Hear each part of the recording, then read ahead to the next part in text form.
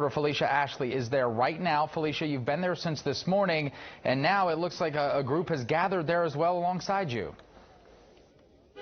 Yes, that's exactly right. And one thing I want to point out is that I've spoken with many community members as well as family members out here, and they said that this was not protest related whatsoever. They said this is something they do every weekend, and they said that community members as well as some law enforcement officers are actually familiar with them doing this every Sunday night to Saturday morning. They said they gather here for music and for food, and they said what happened was, I spoke with a woman who was here last night. She said that law enforcement as well as National Guards came and blocked them into this vicinity. She said that's when kind of chaos started to ensue. She said that the gentleman, David McAtee, the family also confirmed that he was the man that was shot and killed yesterday, and I spoke with his mother, I spoke with his sister, as well as family members, and I want to show you, you can see that we have police officers on one side, some of them in riot gear, and on this side we have community members. This is family, this is people that just showed up after seeing what happened on Facebook Live, and they said that one reason why they're all up here and very emotional is because they said that the body is still in the street. A moment that I did see that the family actually went up to police officers and they were all praying in front of the police officers. Another moment that I saw was that there are community leaders out here that are really keeping the peace between the officers. On this side, they're acting as a bridge. They are directing the people that are out here gathering as to what is going on out here. I want you to hear what the sister had to say about her brother David. He didn't hurt nobody. He didn't deserve to get shot down like he did. I don't know what happened, but whatever happened here, my brother didn't do nothing wrong. He really didn't do nothing wrong. He was an innocent person, innocent bystander. He did not deserve this at all. He did not deserve it. We just had our Memorial Day over here Monday. We had little kids and babies. That is something that has been echoed by every single person that I spoke to out here. They said that David was someone who fed everyone in the community. He owned a barbecue shop that is that gray brick wall that is behind me. They also told me that he was known to actually feed police officers for free as well. The mom and the sisters told me that this morning when they came out, some of the police officers actually went up to them and shared their condolences because they were familiar with David, and they said he was someone that was always kind to them. The mom also, just moments ago, I just walked away, the mayor just called the mom and they had a very emotional moment, and I heard the mom ask the mayor just to continue praying for them, and that's something that has been echoed out here. I want to show you right here, this gentleman right here, this is Emmanuel, and he has been acting as the bridge between the police officers. I just want to ask you really quickly, Emmanuel, you have been making sure that everyone stays on this side and doesn't cross the barriers. Why have you taken the role? You have a megaphone out here. Why have you taken that role of being the peacemaker with all these emotions going on? Because we need peace. It seems like a lot of people that come out here, they're ready for war.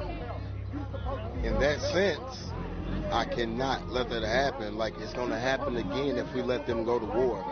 So if I have to put myself in between that so that they don't go to war, it's what has to be done. Somebody has to say, y'all about to commit another wrong. And he has been a huge voice out here, as well as others. We had Reverend Charles Elliott out here as well, praying over everyone to make sure the peace is kept. And that has been the voice and the energy out here. Of course, there's a lot of noise, a lot of emotion, but it has been peaceful. Ryan? Yeah, Phylicia, if you can hear me, I wanted to touch on something, see if you can give us some perspective on this. Obviously, tonight, we don't know exactly what's going to happen in regards to the protest. Would be night 5 if people are out again protesting the deaths of George Floyd and Breonna Taylor. Obviously, now this is another person in our community here at home who has been shot and killed. You said yourself that this was not related to the protests. So now that there's a group gathering out there right now, are you getting a sense that people are going to be out protesting what happened last night as well as what's been going on in our country before this? I do, and I feel that way because of what I've heard. I mean, a quote that was said by most people out here is that, you know, they were using pepper bullets and rubber bullets down on Bardstown and downtown, and they keep saying, why do they use real bullets over here on the West End? So they are very upset that, you know, there have been protests for multiple days, and we've seen the actions of people on Broadway as well as, as on Bardstown Road as well as downtown. They're saying, you know, this didn't happen there. So they're very upset with that. David McAtee, from what I've seen, every single person out here said he was a person of peace and love, the type that would give you the shirt off his back. So they're really upset that in the midst midst of all these protests for Ahmaud Arbery, for George Floyd, and Breonna Taylor, that, you know, another person of color was killed by law enforcement and or the National Guard. So I will say that, yes, and I've heard some people say that, you know, let's move this out of our community and down to downtown. So we'll have more on this story. For now, we're reporting live from 26 and Broadway. Phylicia Ashley with Wave 3 News. And Phylicia, it looks like things getting busy down there already right now. This would be the earliest that we have seen a protest through any of this. Some of the officers there behind you, are they in their full riot gear, what you can expect to see at nighttime? It's tough to tell from our angle as your photographer there zooms in. Sorry, Can you Carolyn, I didn't hear you. give us a sense of how many people are down there surrounding you right now? Sorry, Brian, repeat that. Yeah, sorry, Phylicia. Repeat I know that it's question. tough to hear. It's loud there down there. Can you give us a sense of how many people are there already around you? And if those officers behind you in the line, are they in the full riot gear, what we sometimes see in the evenings as well? Yes, they are. And I will say at first when there are people out here, I would say it hasn't hit quite 100 yet, but it's almost going to reach that cusp because more people are coming out. At first, there were not police in riot gear, but as more people showed up, more officers started showing up, and they took that stance that we're familiar with, and then they did pull out that riot gear.